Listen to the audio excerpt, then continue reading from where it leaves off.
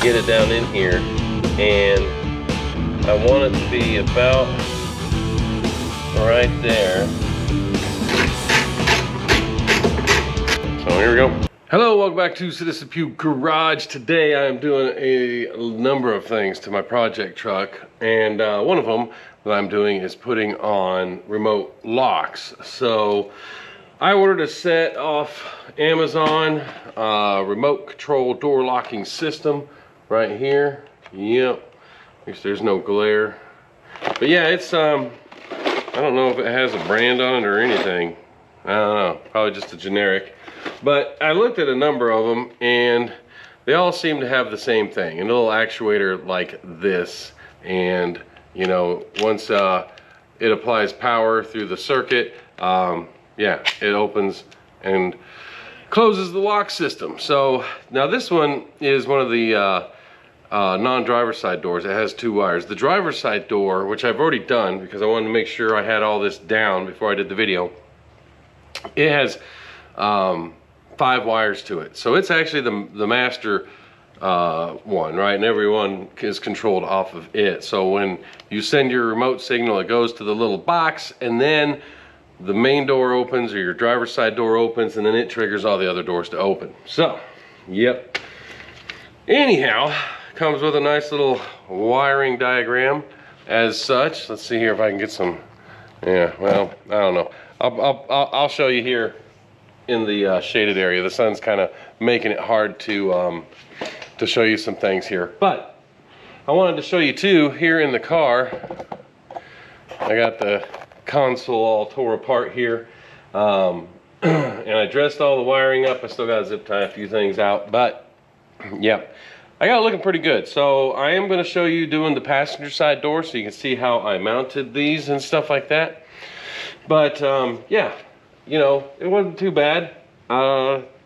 It took me a couple hours to do the first door because I needed to figure out where I was going to mount everything and all that. So, all right, let's get to it. Let me get the camera off of here. There we go. All righty, and let's see here. All right, so it comes with a little box, and that box is right here. I mounted it to this piece that's under the steering column and stuff. I was able to take off 2 bolts and it just popped right out. I drilled some holes, I put it on there. I got some screws and some nuts holding it on. I'll probably have to cut these off to get the cover piece back on. But as you can see, I zip tied everything, made it all pretty and nice, and I tapped it off here off of the dome light power. I got one of these devices here that you pull the fuse out, you put it in, and the original fuse goes on the bottom and the new fuse goes on the top, and you get an additional wire. And that's how I powered it up, and I just grounded it right here. Boom. And then the wires go through the door here, and I ran new speaker wires too for my stereo, so you can kind of see. Oh, you know what, where's my light at? Get the light here. Yep, so I put all the wires in this nice little tubing and stuff like that. So, yep. Anyhow, and then over here on the door, here is my lock, and here is my remote key right here, and we will lock it. There we go, and unlock it. Boom, look at that. Alrighty. All right, get this back on here. So a few things I did learn. It does send you a whole wire harness, all pre-wired for 4 doors. Of course, my truck only has 2, so I'm only using 2 of these, the master and then the you know, the one that runs off of it. So I cut all the extra wires off for the other 2 because I don't need them. So I basically have 2 spares for the passenger door, not a spare for the driver's side door. Anyhow, the wire harness is pre-wired for everything. So like pre-wired for a 4-door car, where you plug it into the little box here and then you run it to all the doors, right? It's all pre-wired. The problem is, and I saw this in a lot of the reviews for this product and other products similar to it around the same price point, is that they never have enough wires. or I shouldn't say enough wires. They never have long enough wires. And that was the case with my little truck. Even mounting the base unit here on the driver's side, which is close, you know, pretty much boom, right to the driver's side door, I was short. I was short about almost a foot. So, yep. And I'm going to be short on the passenger side door as well. So I'm going to have to, you know, splice in it, put a splice in it to get it there. So anyhow, other than that, these things aren't that hard to mount. You just got to find a good spot to mount it so that the movement is in line with the door mechanism, like that. So you'll see here, because we're going to do the passenger side door. So. All right, I think I addressed everything before we get started over there. I'll tell you what, let me get the camera moved over there and get all set up, and yeah, we'll go through it all. So, all right, here we are. We're over at the passenger side door, and first thing I'm gonna do, I'm gonna take this plastic off. I took it off on the other side, and I'm probably not gonna put it back on. You know, you can see that it did its job for a while, but I mean, I don't know. It's got holes in it, everything. It doesn't stick very well. And yeah, I'm not gonna put it back. So you can see though that it did do its job. But anyhow, so let me get the mechanism here. Here we go. This is the mechanism, and let's see here if I can get a good view of this. Here's our door lock. And the bad thing is with it down, you can see that the door, the mechanism turns and goes down towards the door lock mechanism over here. So, and I had mentioned that you want this to be perfectly up and down. And so on the other one, I mounted it right here in this like indention right here where the bend is. And the rod then went up, and I bent it just a little bit to connect with it right here so that I have access to it if it ever loosens up or anything. So, yep. All right, I'll tell you what. Anyhow, the other wire here. Oh, I'll get the camera back. Here's the other wire, and I'm gonna run it through the two rubber things, the one to the car and then the one on the door, and put the that nice finishing stuff on it. But I'll do that. That's not hard to do. You guys can figure that out.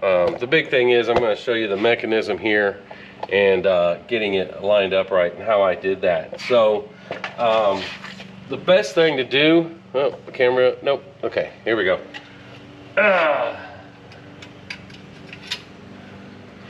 The best thing to do to mark this thing is I just took a drill bit here. I got this kind of where I wanted it, and I put it so the actuators were towards the door. I don't know, I'm just being consistent here. And I'm gonna mount it right there, as so. And I got a little drill bit here. I'm just gonna try to put a mark on it. I might be able to, I might not. Oh yeah, got two marks right there. Sweet. Nice. All right, and then I've got the actual drill bit that I need to make the hole big enough for the screw to go through. So, get that, screw the drill bit back in there. All right, so here we go.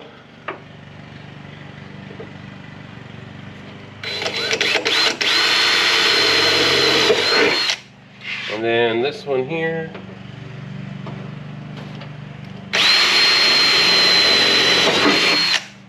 There we go. Holes are in. All right.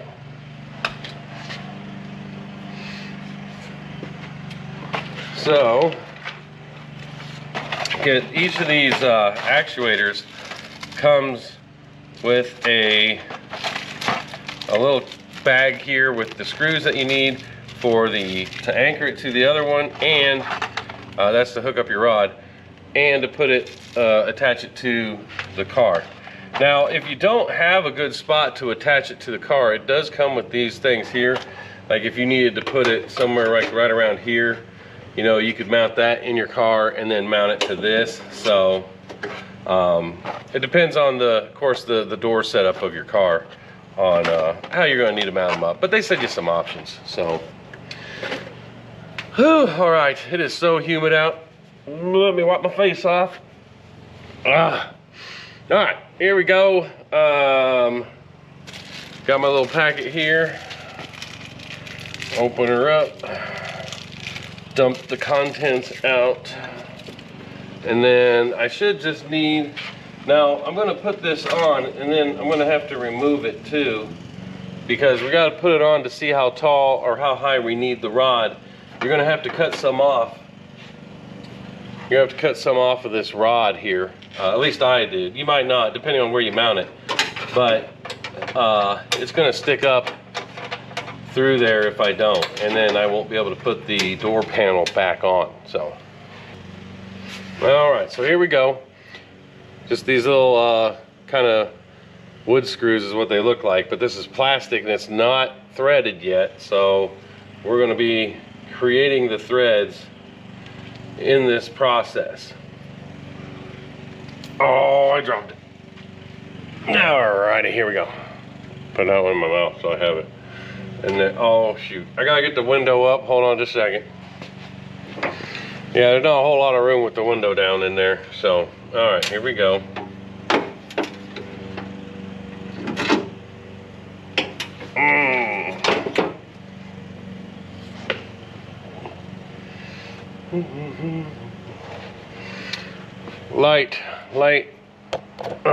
Light is always important. There we go. Got some light in there now. All right. Got one started, and then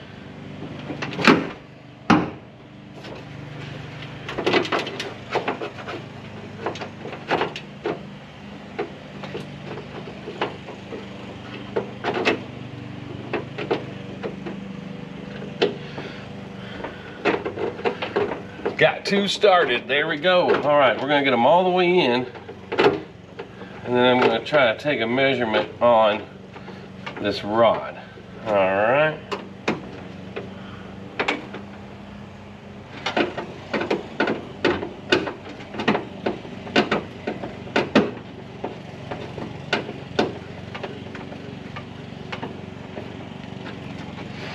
There we go.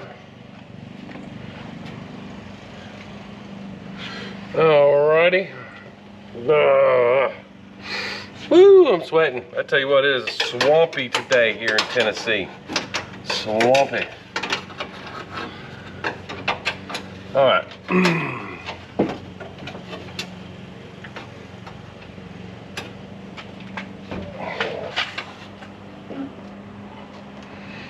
Alright. I use these to mark it.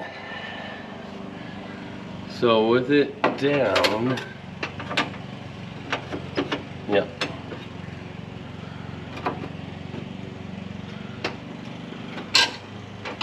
All right, and then I'm going to give it about another 1/4 inch, like so. Just rotate it in here so I get a mark on it.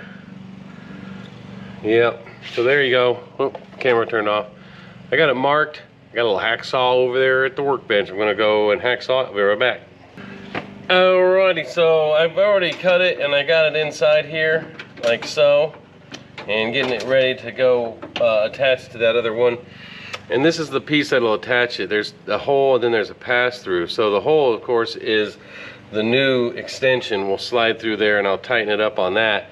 And then the pass-through one here, that is what clamps onto the existing one. So now I do a bend to make it line just right. So what I'm going to do is I'm going to slide it onto this one, get it down in here, and I want it to be about right there. So I'm going to tighten it up onto the new rod, and I'm doing it at about a 45-degree angle so that if I have to go in here and tighten it up again, I can. So now I'm right here and I need a slight bend to line up perfectly. So I'm going to take some pliers here and put them on here, right about here, and do a bend towards me, just a hair, and bam. Yeah. I'll get this tight and then I'll take the camera and give you a close-up. And I want to make sure that the actuator's down and the lock is down. You want them in the same spot, because if they're not, it's going to be backwards when you put the power on it.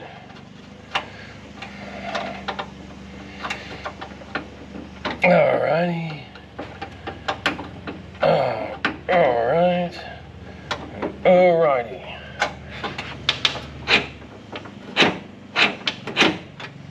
It looks like they're moving together.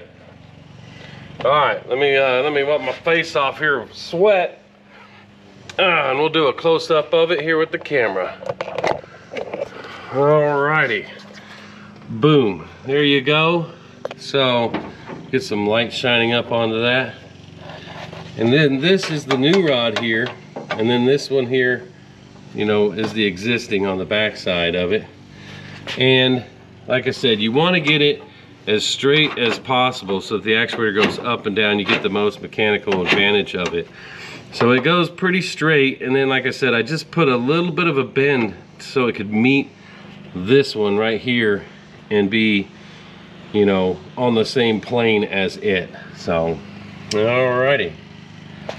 Alright, now, like I said, I'm not gonna wear you out showing you running the wires and stuff to it, but we can, if I have enough length, which it doesn't look like I do. Oh, look at that. Ah. Well, I'll tell you what we'll do. We'll hook up one of the spares that I have and we'll see if it works. So, get the camera over here a little bit and we'll just do a plug in and a plug in, and then, oops, didn't get it all the way in. There we go. Alrighty. Zaboom. And then grab one of the door locks. Here we go. Alright, we're going to, there we go. We're going to lock. We're going to unlock. Lock. Unlock. Alright. Sweet.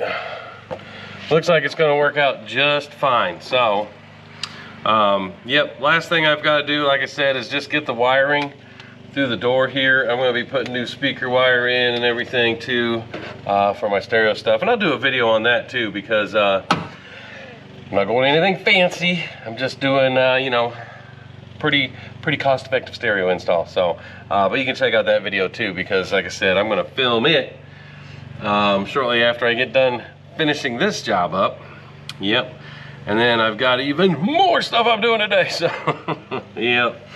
Anyhow, appreciate you watching the video. Don't forget you can check out other videos done on the channel. I've got another channel. It's a different genre. You can check it out if you like.